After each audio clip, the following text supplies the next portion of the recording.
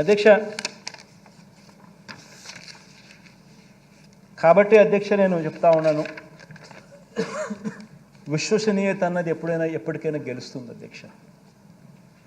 విశ్వసనీయత అన్నది ఒక వ్యక్తి సంపాదించుకోవాలి అని అంటే ఫలానోడు క్రెడిబుల్, ఫలానోడు నమ్మకస్తుడు అని సంపాదించుకోవాలని అంటే అధ్యక్ష, ఆ పేరు సంపాదించుకోవాలంటే అధ్యక్ష కొంతమందికి సంవత్సరాలు గడుస్తుంది అధ్యక్ష.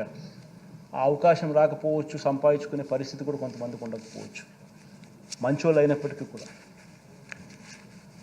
దేవుడి దయ వల్ల ఆ పేరు వైఎస్ఆర్ కాంగ్రెస్ పార్టీ సంపాదించుకోగలిగింది అని చెప్పి గర్వంగా నేను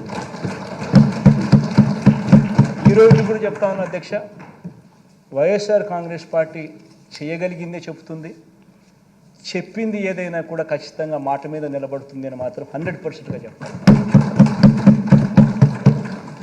ప్రతి ఇంట్లో కూడా ఈ చర్చ జరగాలి, ఈ జరిగిన ప్రతి విషయం కూడా ఆలోచన జరగాలి, మీ ద్వారా ప్రతి ఇంట్లో కూడా ఈ చర్చ జరగాలని కూడా కోరుకుంటూ, దేవుడి దయతో ప్రజలందరి చల్లని దీవెనలతో